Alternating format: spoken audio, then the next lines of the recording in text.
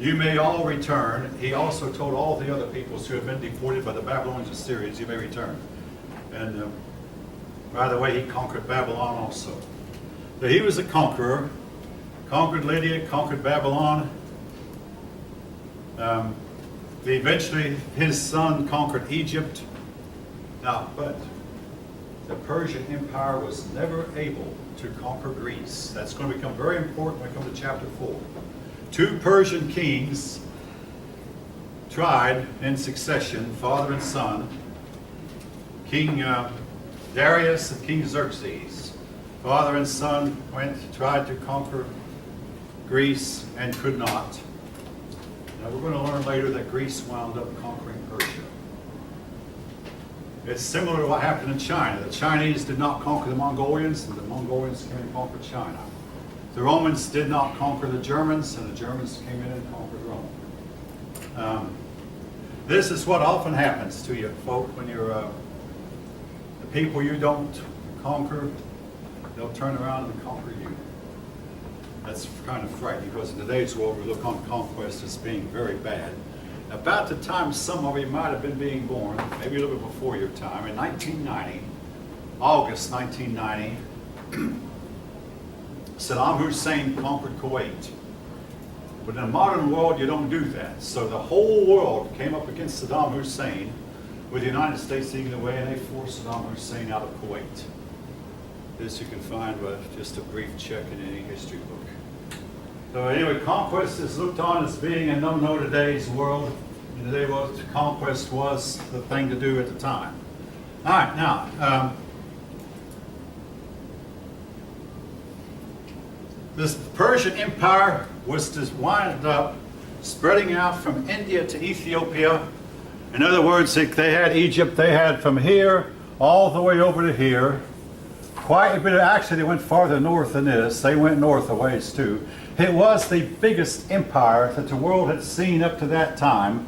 Bigger than Sumer had ever gotten, bigger than Assyria had ever gotten, bigger than Babylon had ever gotten, bigger than Egypt. I mean, it was a big empire. To help control that empire, the king set up post offices, and at each post office they keep a bunch of horses that had to always, at least one horse had to always be saddled. The horse that had just driven in might be rested, but basically a rider was expected to ride from one post office to another. Once he got to another post office, he was expected to dismount his horse and mount another horse with his mail and go to the next post office. And it was said that every province could have a letter delivered within a week. From any province to another, the letter could be delivered in a week, because the horses were going day and night. Now riders were changed. Sometimes the rider would get off, dismount his horse, and he'd get off, and a new rider would mount a new horse and move on. But they kept the mail moving day and night. This helped to control the population. Now, leaving that, I want to get into the Persian religion. All right, Persian religion. Persian religion has been named after its founder, Zoroaster.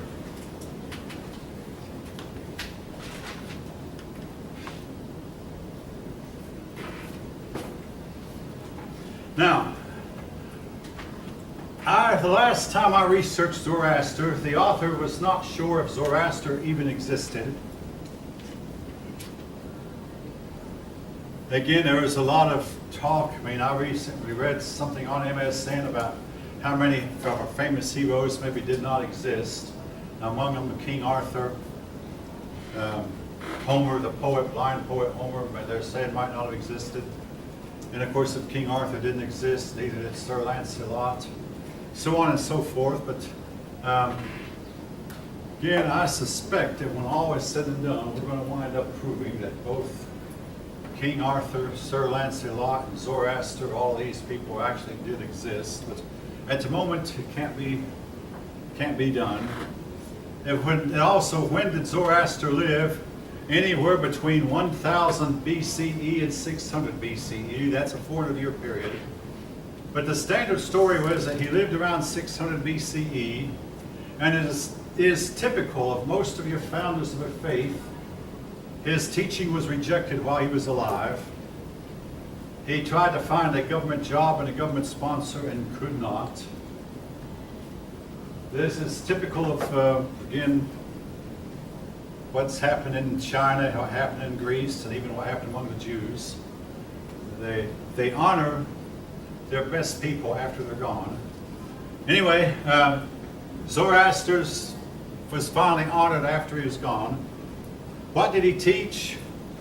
The main theme of his teaching, well, first of all, he was a monotheist. He believed in one God, Ahura Mazda. Now, this, what I'm about to teach, might sound a lot like Judaism or Christianity. There are persons who believe that Zoroaster was influenced, that when the Jewish captivity was carried away, the upper crust of people were carried into Babylon. But the Babylonian king was trying to be friendly with the Medes, so he gave a lot of his captives to the Medes. And some of them might have converted Zoroaster to a religion that was partly Judaic. Anyway, he believed that there was a constant battle going on between good and evil. And that eventually good would triumph. But until that time, good would only triumph in the end. But until that time, goodness and evil were so evenly balanced that one of them just could not whip the other. That meant you had to spend your life in a constant fight against evil if you chose to be good at it. And you will not be able to whip evil in your lifetime. But the idea was you kept fighting it. Eventually, at the time of the end, good would finally triumph over evil. But that was, nobody knew when that was going to be way down the road. Now,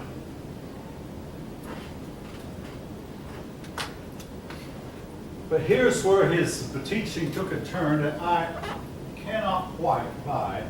He believed that if you fell into evil, you could never become good again. And folk, I will say this, I believe he was almost right. Persons who fall into a bad habit have on average 1 chance in 20 of turning to life. But the difference between me and Zoroaster is I believe a person can. Most persons won't, but a person can. An example of a very bad man named Jesse James, a famous outlaw. One day he tried to rob a bank and the people of the town pulled out their guns. It wasn't the cops, the sheriff. It was the people who had guns at their sides at the time. They pulled out their guns and started shooting at his men. Every one of his men were killed except for Jesse and his brother Robert, who stayed off at a distance. When the shooting started, they took off galloping away. Without his gang, Jesse went back home and lived for a few years, but he got deeper and deeper in debt. He wouldn't work. So he decided, I'm going to take up outlawing again. But before he took up outlawing, he was shot dead.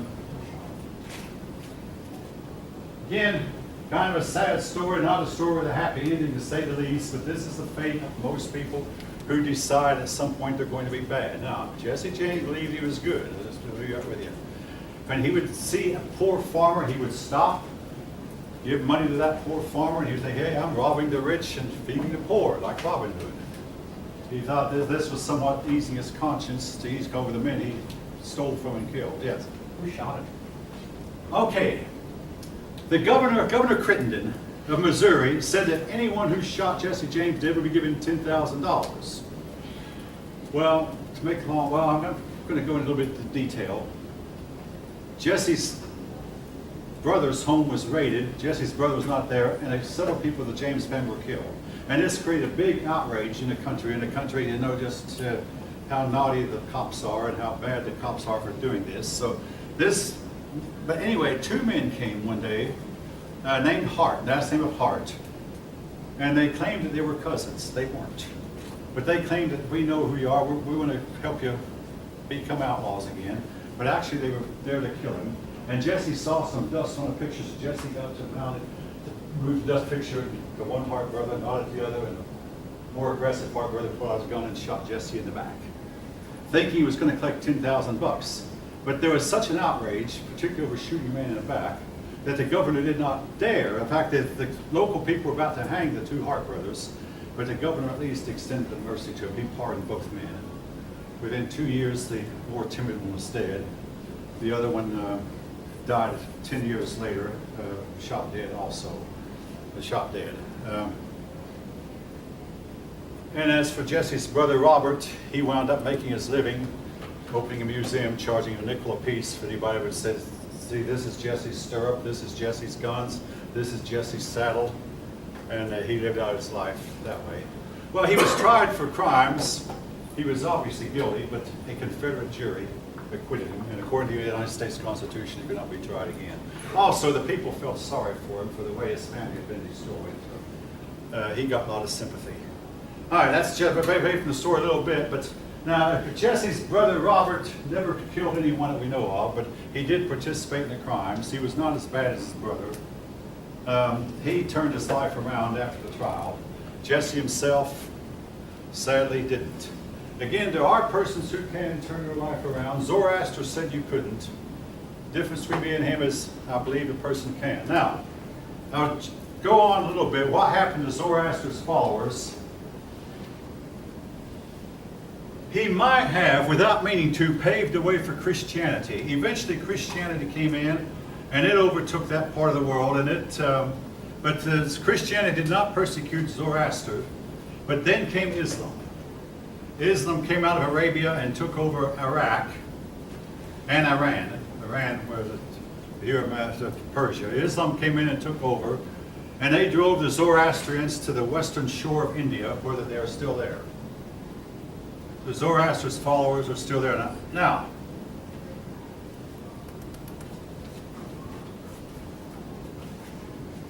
the unending battle between good and evil, maybe that's what kept the Persians fighting, but the longest war in history is a war that lasted some 700 years. It was fought between Persia and Rome. The Roman Empire, located over here, fought against the Persians. This was long after Alexander the Great defeated the Persian Empire, but after Alexander had been gone for a few hundred years, Persia revived. They were to fight against them. When the Roman Empire died, the Eastern Roman Empire took over the war, and they carried it out until the 600s, when the war finally ended with defeat for the Persians. But the war had weakened both the Byzantine Empire and the Persian Empire. Then the Arabs came out of Arabia, and they had an easy time conquering Persia. Again, they talked about a long war between good and evil. They fought a long war. Now,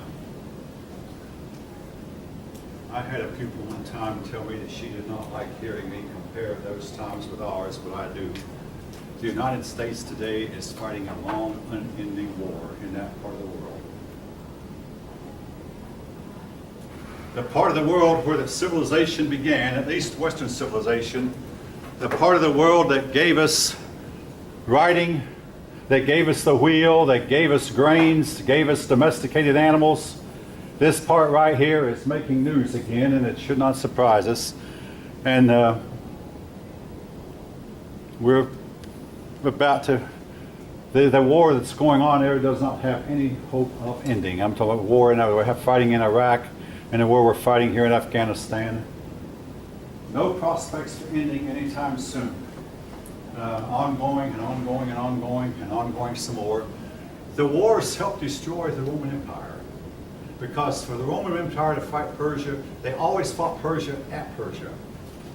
Expensive, very expensive. I mean, Major League ball teams play half of their games at home. But what if one team had to play all of its games away? Transporting team there would become very, very expensive. Well, we have to transport our army to that part of the world, and it is not cheap. It destroyed the Roman Empire, helped to destroy Rome. Will it destroy us also? All right.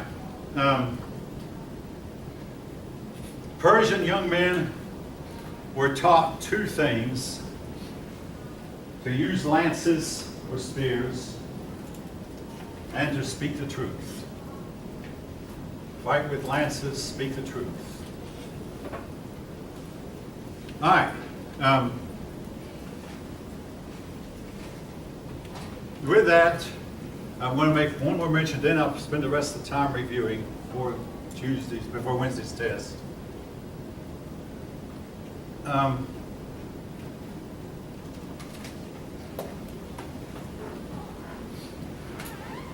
Alexander the Great, I've already mentioned.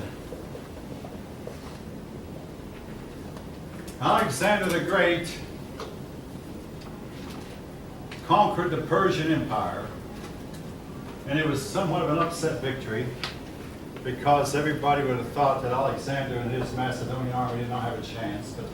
But he conquered Persia, and it took Persia hundreds of years to revive. I'm going to go into more detail about Alexander when we come to the chapter on Greece, probably about 3 or 4 weeks. All right, now, by way of review, all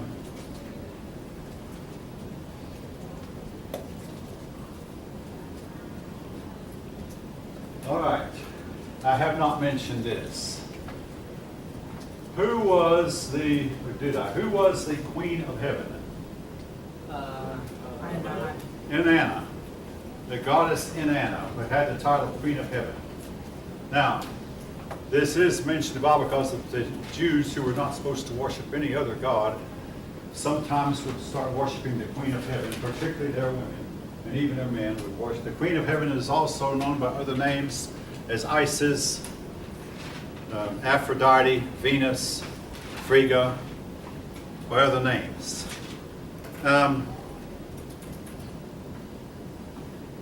Oh yes, here's one I have not clarified. Who can define for me what is a chariot? Now I assumed you knew that, but so I want to define what's a chariot. Yes. Is it a carriage? It's a carriage. Yes, but it's a war carriage.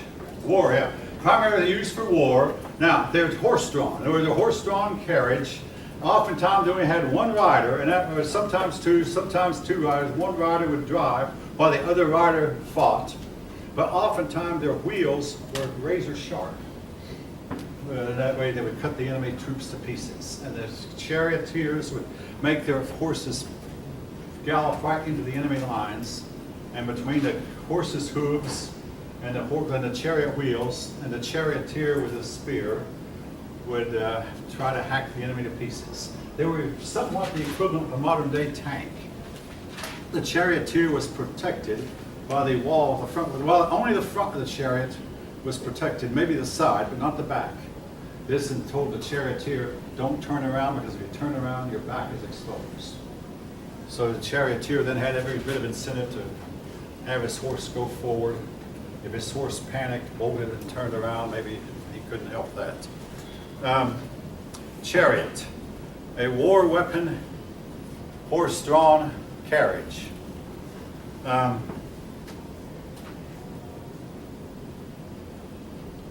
All right, yes, there is something I certainly have not gone over.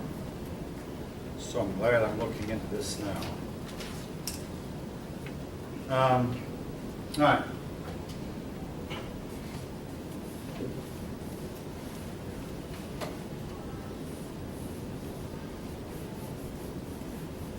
Semitic peoples. Your Semitic peoples, of course, first of all, were the Jews, Babylonians,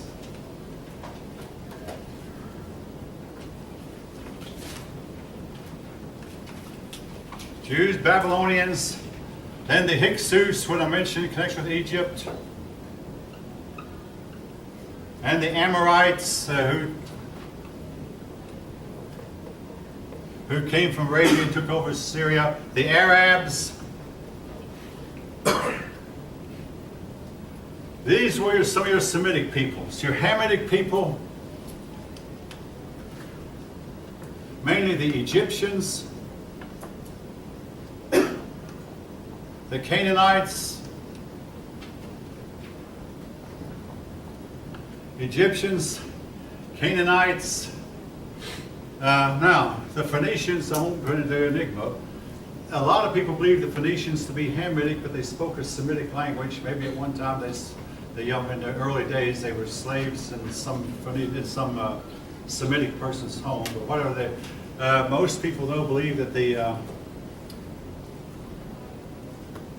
that the Phoenicians were Canaanite. Now, the DNA chart that I showed you shows the Chinese originated in Africa.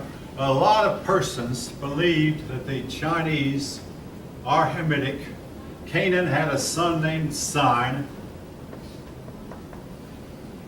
China is another variation or corruption of word for Sinim, the Sinites. The Chinese are still sometimes called the Sinites. And of course the DNA chart shows the Chinese people originating from the land of Canaan and spreading south through Arabia and then going from Arabia, crossing the Indian Ocean, spending some time in India maybe, and then going on to China with the land of Sinim. It's also called Sinim. These are now, the other people are the Indo-Europeans or Japhetic. These are the Medes, Hittites, and just about all, the Aryans, and almost all Europeans.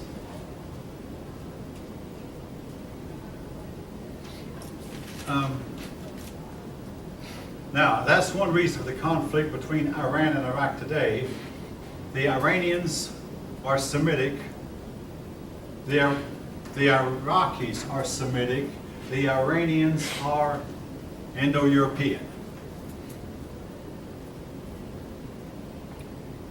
And if you notice, the people of India, oftentimes, most of the time, they're black, but they have Caucasian features as opposed to African features.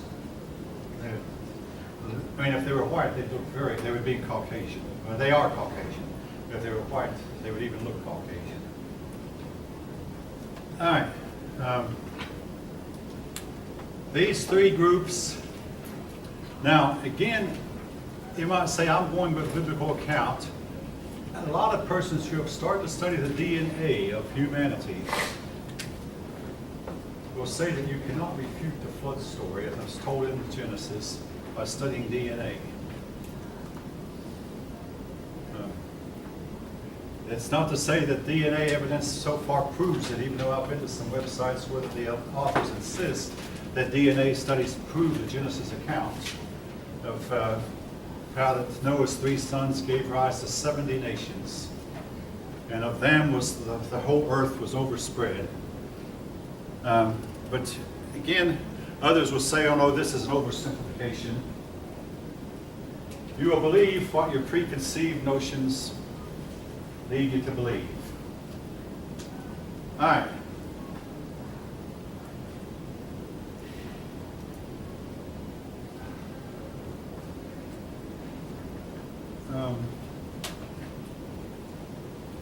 Now,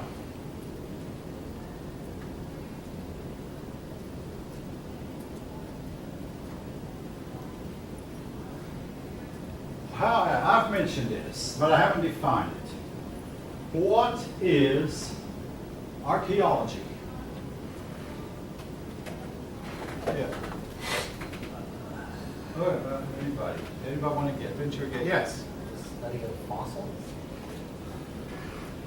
That's more paleontology. Even though archaeology is that's part of it. The real goal of the archaeologist is to study artifacts, artificial stuff that were left behind. Now, the study of fossils, that comes under the heading of paleontology. Now, the number one thing an archaeologist does, folks, is dig. Why dig? All right, the ancient peoples, when they got rid of their garbage, they threw it out in the street.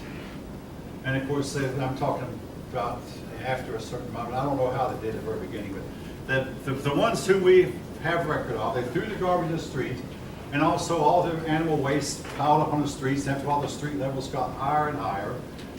As the buildings began to crumble and get old and also, you might say, lower in the ground, the next generation, the children of the parents, would build a new house on top of the parents' home. And then the generation would build another house, and after a while, your cities would become mounds. And when you visit the Middle East and see a knob rise when you're at a mound, you might guess this is where a city once was. You start digging and you'll find layer after layer after layer. The farther down you go, the older it gets. Up to the top would be the last layer. And this was the way they built their cities. So again, the archaeologist, he'll dig, and most of what's left is pottery. They'll take old broken pieces of pottery and try to glue them together. Again, because the reason they use pottery is because it's what's there. They do find bones from time to time, mostly animal bones, that were part of the garbage. These people would maybe eat a cow or a pig or whatever, a chicken, and throw the bones right out in the street. And after a while, like I say, the street levels got higher and higher and higher, and new houses being built on top of the old. So that's why archaeologists tend to dig. Of course, eventually, after the cities were abandoned, dust storms would come over, and layers of dust and pile up the place, and that would create even more. There are a whole lot of abandoned cities around the globe. Many of them have not been dug into. The difference between the archaeologist and historian, the historian studies written records, the archaeologist studies artifacts. By art, I mean man-made gadgetry, man-made artwork. Again, I sometimes take for granted you know this, and I realize, well, maybe I'd better go into this in some more depth. All right.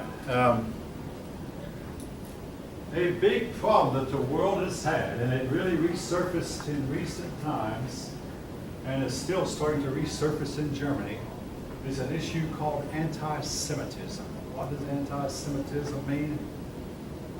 Yes. What's that? Anti-religion? That's the reason for it, perhaps, but actually, what is it? It's against the Anti-Jew. Anti-Jew, yeah, or you might call it anti. Now, I say Germany because just yesterday, Germany made news because some German was killed by a person that the German prime minister let into Germany. They have that problem over there too. Some person was killed, and it was a German person. And a certain right-wing German group rose up and